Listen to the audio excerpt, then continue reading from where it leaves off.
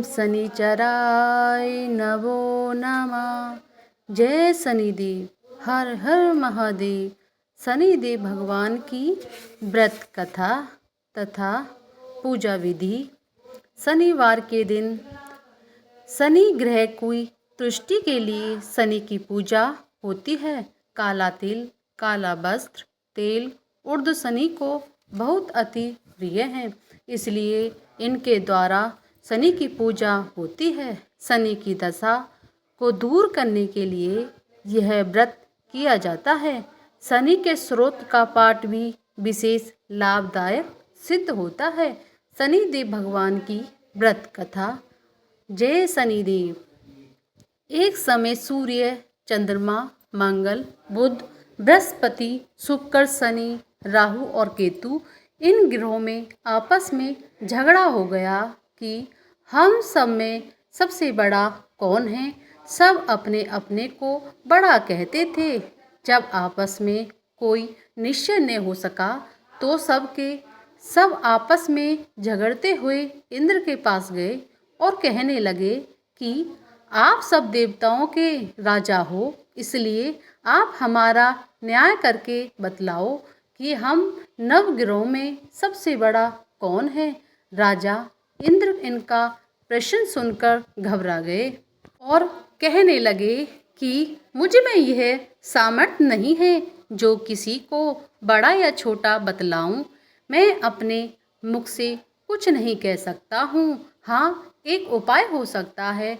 इस समय पृथ्वी पर राजा विक्रमादित्य दूसरों के दुखों का निवारण करने वाला है, इसलिए तुम सब मिलकर उन्हीं के पास जाओ, वहीं तुम्हारे दुखों का निवारण करेंगे।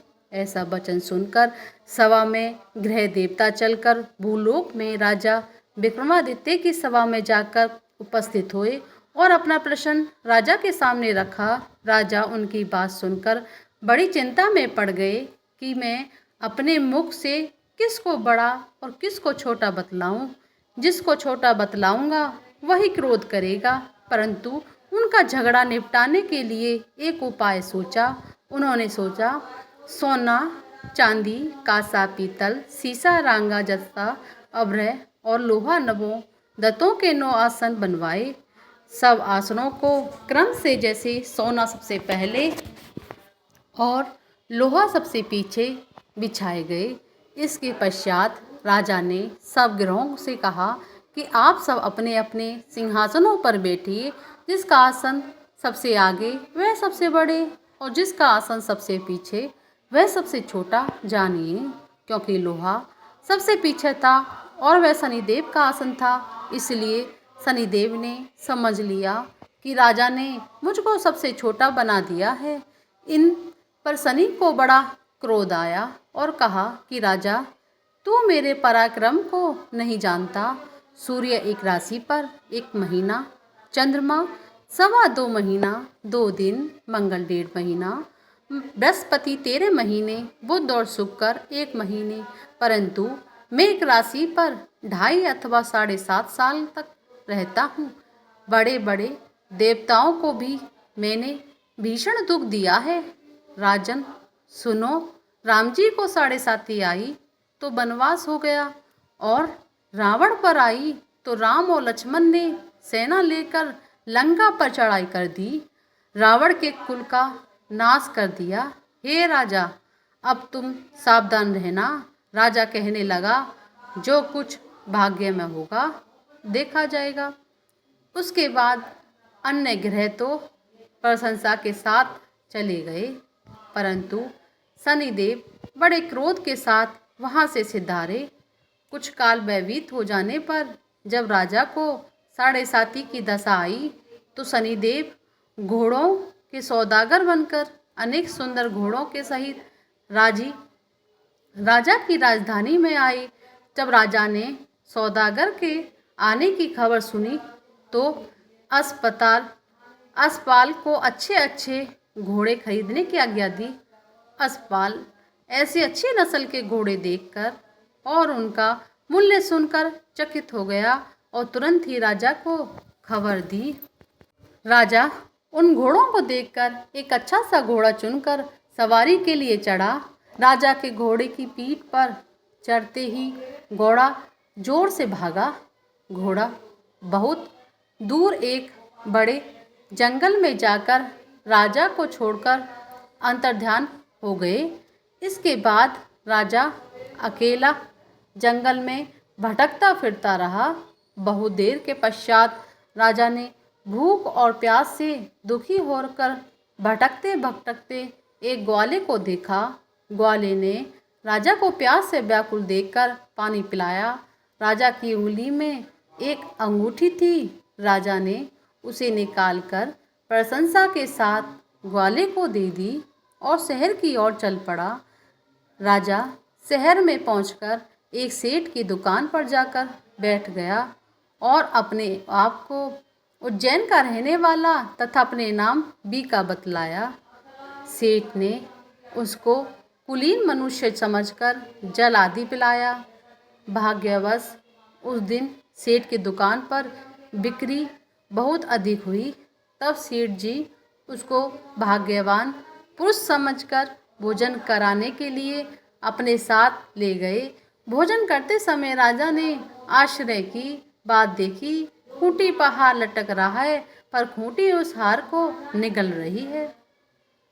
भोजन के पश्चात कमरे में आने पर जब सेठ जी को कमरे में हार नहीं मिला तो सबने यही निश्चय किया कि सिवाय बीका के और कोई इस कमरे में नहीं आया, अतः अवश्य ही उसी ने हार चोरी किया है।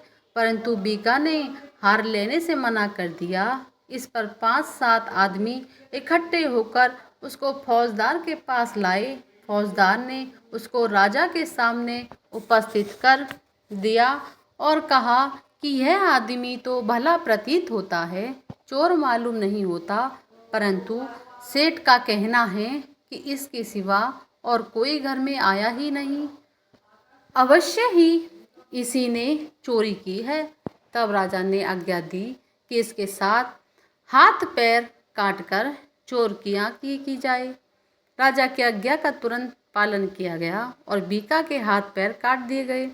इस प्रकार कुछ काल व्यतीत हो जाने पर एक तेली उसको अपने घर ले आया और कोल्हू पर उसको बैठा दिया।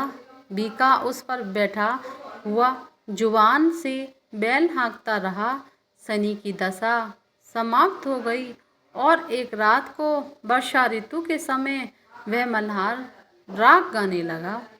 उसका गाना सुनकर उस शहर के राजा की कन्या उस राग पर मोहित हो गई और दासी को खबर लेने को भेजा कि शहर में कौन गा रहा है। दासी के सारे शहर में फिरती फिरती क्या देखती है कि तेली के घर में चौरकिया राग गा रहा है। दासी ने महल में जाकर राजकुमारी को सब वृत्तांत सुना दिया। बस उसी क्षण राजकुमारी ने अपने मन में यह प्रण कर लिया, चाहे कुछ हो मैं इस चौरकिया के साथ विवाह करूंगी। प्राप्त काल होते ही जब दासी की राजकुमारी को जगाना चाहा तो राजकुमारी अनशन व्रत लेकर पड़ी रही। तब दासी ने रानी के पास जाकर राजकुमारी के ने उठने का वृत्तांत कहा। रानी ने तुरंत ही वहां पर आकर राजकुमारी को जगाया और उसके दुख का कारण पूछा तो राजकुमारी ने कहा कि माताजी, मैंने यह प्रण कर लिया कि तेली के घर में जो चौरकिया है उसी के साथ विवाह करूंगी। माता ने कहा, पगली, ये क्या बात कह रही है? तेरा विवाह किसी देश के राजा के साथ किया जाएगा। कन्या कहने लगी कि माताजी, मैं अपना प्रण कभी नहीं तोड़ूंगी। माता ने चिंतित होकर यह बात राजा को बताई। तब महाराज ने भी आकर यह समझाया कि मैं अभी देशांतर में अपने दूत भेजकर संयोग रूपवान एवं बड़े से बड़े गुणी राजकुमार के साथ तुम्हारा विवाह करूंगा। ऐसी बात तुमको कभी नहीं विचारनी चाहिए। कन्या से कहा, पिताजी, मैं अपने प्राण त्याग दूंगी, परंतु दूसरे से विवाह नहीं करूंगी। इतना सुनकर राजा ने क्रोध से कहा, यदि तेरे भाग्य में ऐसा ही लिखा है तो जैसी तेरी इच्छा हो वैसा ही कर। राजा ने तेली को बुलाकर कहा कि तेरे घर में जो चौर किया है उसके साथ मैं अपनी कन्या का विवाह करना चाहता हूँ। तेली ने कहा कि यह कैसे हो सकता है। कहा, आप हमारे राजा और कहाँ से मैं एक नीच तेली। परंतु राजा ने कहा कि भाग्य लिखे को कोई टाल नहीं सकता। अपने घर जाकर विवाह की तैयारी करो। राजा ने उसी समय तोरण और बंधनवार लगवाकर अपनी राजकुमारी का विवाह चौरकिया बना विक्रमादित्य के साथ करा दिया। रात्रि को जब विक्रमादित्य और राजकुमारी महल में सोए तो आधी रात के समय शनिदेव ने विक्रमादित्य को सपने दिया कि राजा, कहो मुझको छोटा बतलाकर तुमने कितना दुख उठाया। राजा ने क्षमा मांगी। शनिदेव ने प्रसन्न होकर विक्रमादित्य को हाथ पैर दिए। तब राजा ने कहा, महाराज मेरी प्रार्थना स्वीकार करें कि जैसा दुख आपने मुझे सौंप दिया है ऐसा और किसी को न दें। शनिदेव ने कहा कि तुम्हारी यह प्रार्थना स्वीकार करता हूँ। जो मनुष्य मेरी कथा सुनेगा या कहेगा, सबको सुनाएगा, उसको मेरी दशा में कमी किसी प्रकार की दुख नहीं होगा। और जो नित्य और मेरा ध्यान करेगा या चींटियों को आटा डालेगा, उसके सब मनोरथ पूर्ण होंगे। इतना कहकर शनिदेव अपने धाम को चले गए। राजकुमारी की आंखें खुली और उसने राजा के हाथ पांव सही सलामत देखे तो आश्चर्य कोई प्राप्त हुए। उसको देखकर राजा ने अपने समत हाल कहा कि मैं उज्जैन का राजा विक्रमादित्य हूँ। यह बात सुनकर राजकुमारी अत्यंत प्रसन्न हुई। प्रातःकाल राजकुमारी से उसकी सखियों ने पूछा तो उसने अपनी पति का समत वृत्तांत कह सुनाया।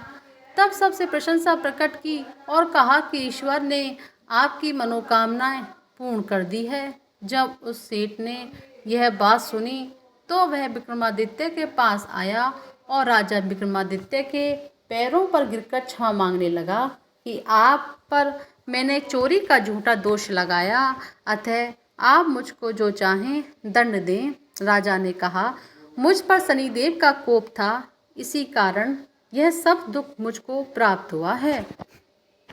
इसमें तुम्हारा कोई दोष नहीं है। तुम अपने घर जाकर अपना कार्य करो।